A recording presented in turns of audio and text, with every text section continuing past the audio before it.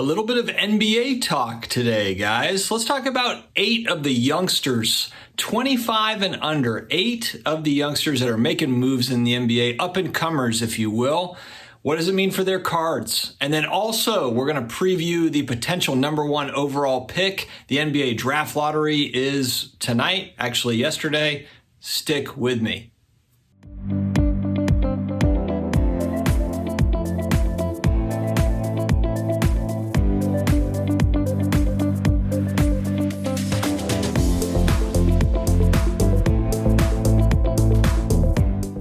Hello to all my sports card collector, investor, all of the collectibles friends out there. It is so awesome to see you. We are at Wednesday, believe it or not. I can't believe it. I'm excited. I'm about to watch the Suns-Clippers game. So I'm filming this Tuesday night. The NBA lottery was last night, so I don't know what's going to happen with the lottery, but I'm also going to preview kind of the consensus #1 overall pick, what a lot of the mock draft people think that it's going to be, because today we are talking about the youngsters. We're talking about the up-and-coming NBA players that are under 25 and under, and what we think about them. Guys, if you are new here, hit that subscribe button, karate chop the notification bell, as my son and daughter would like to say, and don't forget the like button. Don't forget to just tap on that like button. Let's work those likes up. It really does help the channel. I know every channel says that, but I need it more than them. Let's face it. All right, guys, I know that Lakers fans, Clippers fans are not going to be happy with me saying this, but I am ready for some new blood to win a championship. I'm ready for some of these young guys that have tons of potential. I want one of them, a couple of them, to break through to these finals. I'm not a LeBron fan. I'm not a Kawhi fan, so I'm okay seeing somebody else win. And frankly, I'm ready for like the next wave of NBA talent to take over the league. You know, I think LeBron's had his time. These guys have had their time, you know. The Steph Currys of the world, I love watching them. I love it, but they've got their rings. You know, I'd like to see some of these young guys get a ring and kind of start their trajectory upward. Who is going to be that next Kobe? Who is going to be that next LeBron? Some would say it's none of the guys that we're talking about today, but that's what's fun about sports is we don't know. We're not going to know 10, 15, 20 years down the road. It's going to be fun to kind of look at this list. For me anyway, this is kind of a documentation thing. Look at the list of players, see how many of them like completely bottomed out, didn't go anywhere, the careers didn't go anywhere, and then which ones actually did, you know, jumpstart a dynasty or something. I think that that's what makes this YouTube thing kind of fun. One guy you're going to see that's missing from this list, and you're going to be like, how is this guy missing, is Giannis. I don't have Giannis on this list because he is not under 20. He's not 25 and under. He's a little bit older. He's a little old. He's old for this list. We're talking about the youngsters. So let's go ahead and dig into it. And this is not in any sort of order. I'm just going to throw out players, and we're just going to kind of like scramble through it.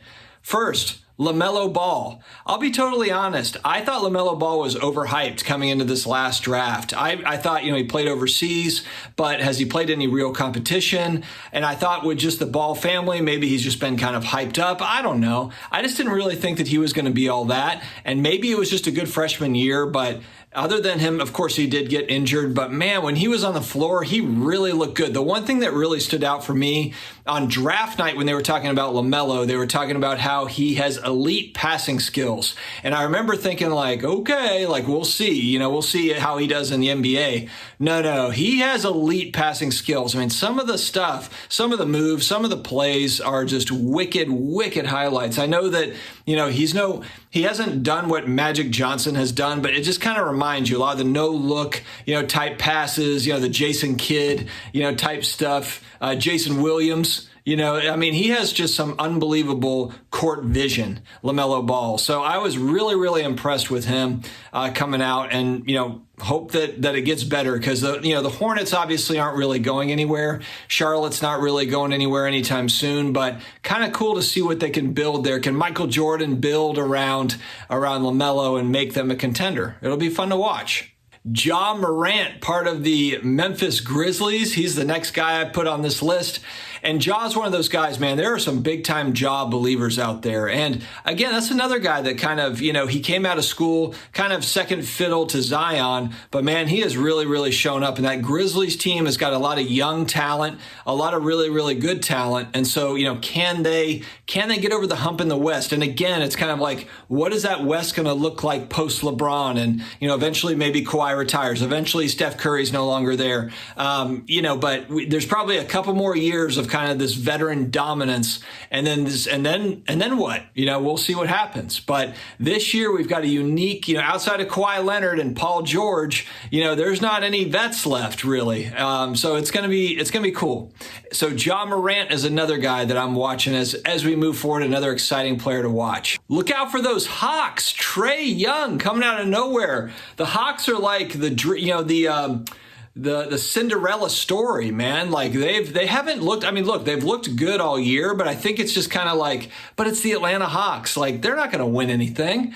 And here we are. The Atlanta Hawks are in the Eastern Conference Finals. It's happening. It is happening. So can they get over the hump? Is Trey Young going to hit some wild game winner? He's always been kind of second fiddle to Luka Doncic. It's like Luka's doing all these great things. And then there's Trey Young. He's also doing some cool things, but it's Trey Young. He hasn't gotten kind of that respect yet. And as far as I've seen anyway, it's not that people don't respect his shooting ability, but the defense and everything else. It's like, he plays for the Hawks.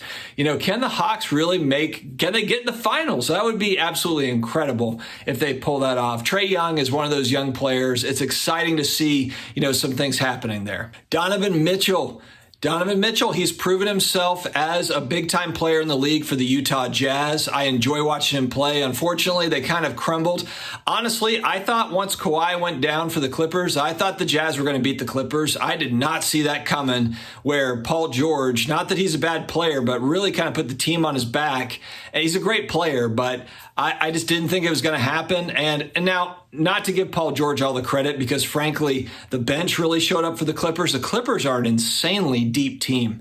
There's guys that can score like 10 deep on the bench for the Clippers. So, impressive by them. But I do think that Donovan Mitchell, he's going to be one of those players that, can he get over the hump? Is he on the right team? Does he need to go to a different team?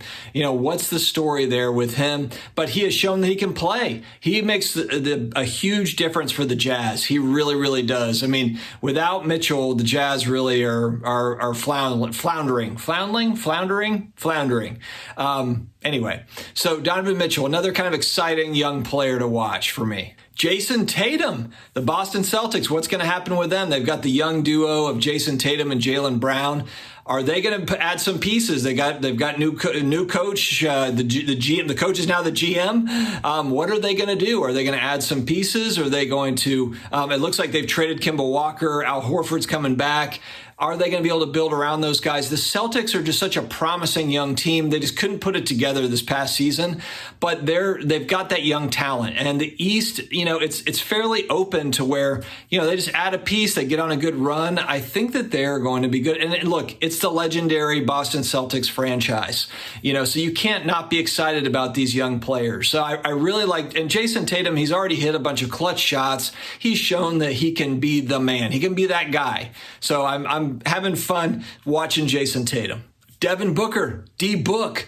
We have to mention Devin Booker. The Suns, look at the Suns making moves. And Devin Booker's one of those guys, he's kind of flown under the radar to some degree. He's been kind of in the shadow of some of the older vets in the West. I remember when the Suns last season in the bubble, they had a pretty good season. And if you remember, they went 8-0 or 9-0 or whatever, and they still kind of missed that playoff cut. But you could just tell the Suns were on the verge of something there. They were doing they had some good things going. DeAndre Ayton, I wouldn't say he's lived up to the number one overall pick yet, but he's really been a solid player, a solid big man this season. Not amazing stats, but he's just doing enough. He's a great kind of kind of rim protector, and he can score here and there. He's rebounding, but the Suns just kind of a fun young team to watch, and Devin Booker is starting to emerge as kind of one of those key scorers, one of these key guys in the moment, and we'll see how he finishes out these playoffs. It's going to be critical.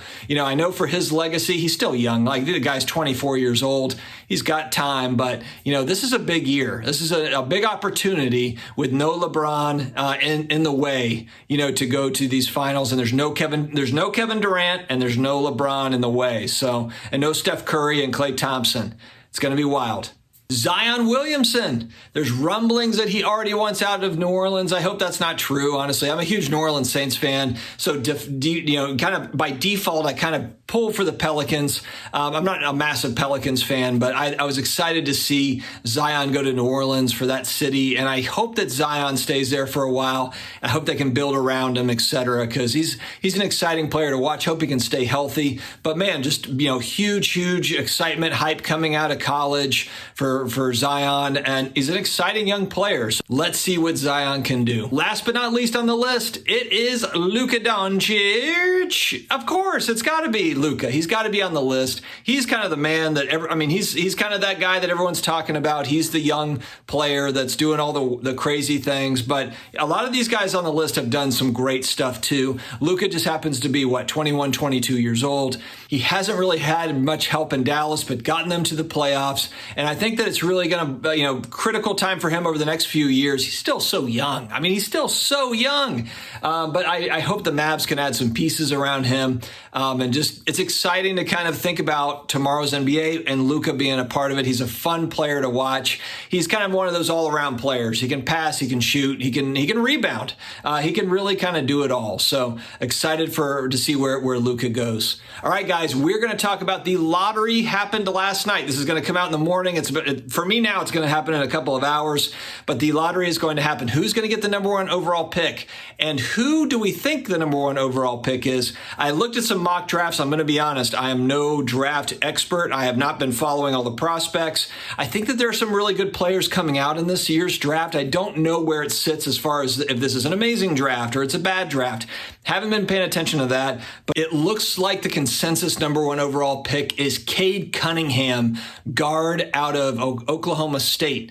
And this dude is 6'8", 220. I think that's the one thing that kind of stands out is excellent scorer, excellent, athlete, obviously, but it's a 6'8" guard. It kind of reminds you, and I'm not saying he's going to be Kevin Durant, but that's what's so tough to guard like a Kevin Durant, because the guy he's tall, he can shoot over everybody. 6'8" guards are tricky to guard. They can create their own shots. So that's an interesting prospect, but it looks like Cade Cunningham. It's the battle for Cade Cunningham, and then I think there's another 3 or 4 prospects that people are excited about. Guys, let me know your thoughts. First off, who's going to win the lottery? Who did win the lottery? Are you happy with is your team in the lottery? Are they going to get the pick that you think they're going to get? What do you think about the list of players, and which ones do you think are going to come out of this? Like, these are the guys that are going to win championships, and these are the guys that might not. These guys are going to kind of like their career's going to slide. I would like to hear your viewpoint on this. Again, I'm excited about the future of the NBA because you've got a lot of great young talent, and this is a great playoff where you're seeing some young talent having a shot at winning a championship. And I think that that's fantastic. So guys, I hope that you have an amazing Wednesday. Stay awesome, and I will talk to you again later.